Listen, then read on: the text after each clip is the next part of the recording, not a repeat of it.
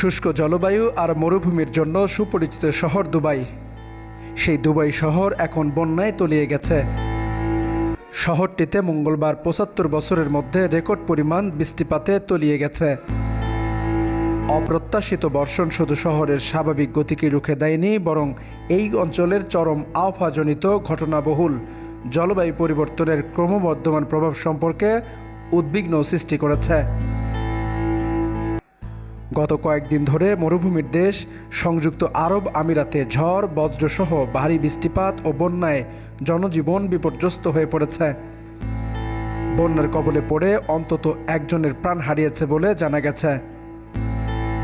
২৪ ঘন্টায় আবুধাবি প্রদেশের আল আইন শহরে সর্বোচ্চ ২৫৪ মিলিমিটার বৃষ্টিপাত হয়েছে, যা গত ৭৫ বছরের মধ্যে সর্বোচ্চ।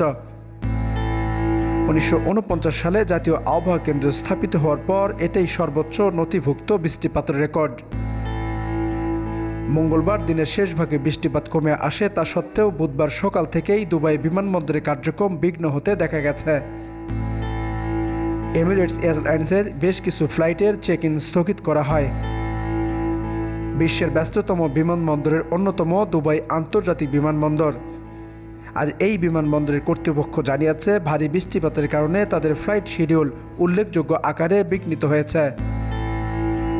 অসংখ্য ফ্লাইটে বিভিন্ন দেশে অবতরণ করতে বলা হয়েছে, যা আগমন বিলম্বিত করা হয়েছে। দুবাই ছাড়তে আগ্রহী যাত্রীদের বিমানবন্দরের উদ্দেশ্যে রওনা দেওয়ার আগে এয়ারলাইন্সের কাছ থেকে ফ্লাইট শিডিউল সম্পর্কে নিশ্চিত হয়ে নিতেও বলা হয়েছে। বিমানবন্দরের আনুষ্ঠানিক এক্স অ্যাকাউন্টে জানানো হয়, অত্যন্ত বৈরী পরিবেশে আমরা বিমানবন্দরের কার্যক্রম স্থিতিশীল করার জন্য চেষ্টা চালিয়ে যাচ্ছি। এমিরেটস জানিয়েছে, ট্রানজিট যাত্রীদেরকে পরবর্তী গন্তব্যের উদ্দেশ্যে যেতে দেওয়া হবে, কিন্তু বিমান সংস্থাটি সতর্ক করে ফ্লাইটে আসা যাওয়া বিলম্বিত হবে। দুবাই বিমানবন্দরের ওয়েবসাইটে কিছু ফ্লাইটের আসা ও ছেড়ে যাওয়ার সময় একাধিক ঘন্টা পেছানো হয়েছে। স্থানীয় গণমাধ্যম জানিয়েছে, আরব আমিরাতের এক বর্ষীয়ান নাগরিক মঙ্গলবার সকালে মারা গেছেন। দেশের উত্তরের রাস আল খায়াম প্রদেশে আকস্মিক বন্যায় তার গাড়িটি ডুবে যায়।